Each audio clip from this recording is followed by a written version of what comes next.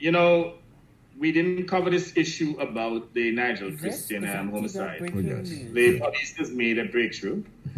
They have since arrested two individuals. Those two individuals are remanded in custody.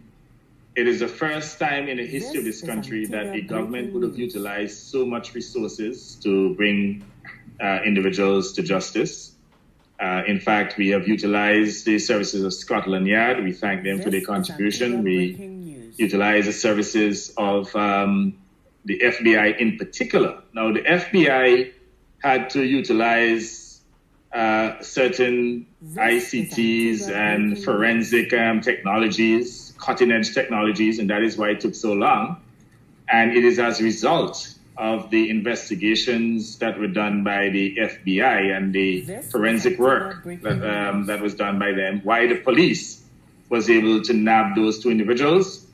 I see now that this cause celeb for those who oppose us and our detractors, it is obviously going to fall away because those two individuals, obviously, police did not pick them up frivolously.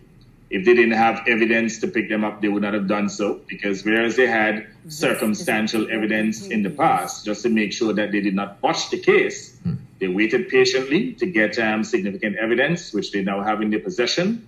And we're pretty sure that there will be convictions. We know that two of the four individuals who they reckon abducted Nigel Christian have been held so far. And police obviously will make sure they do all in their power to get additional two so that they're all brought to justice. Now, we know that there's some who are speculating that it may have been a paid hit, and it could have been.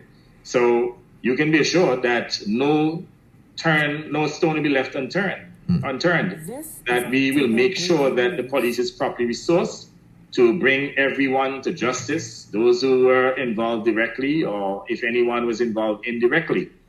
And insofar as the issue about forging of a signature, let me make it abundantly clear to this person online that yes, there were perhaps maybe a couple or a few, brokers who were hustling and would have forged my signature by photocopying my signature on other warrants in order to bypass paying the necessary taxes. That investigation is ongoing. I would have met with the police at least twice, providing information. They would have met with my staff in the office of the Prime Minister. I didn't have to meet with them. I volunteered to meet with them. In fact, I am not a suspect of any investigation. I have the right as Finance Minister to waive any tax. The only thing I can't waive now is 50%, no more than 50% of the RRC. We just went to Parliament recently to put that in place. So I don't have to fabricate any story or stories about anyone forging my signature.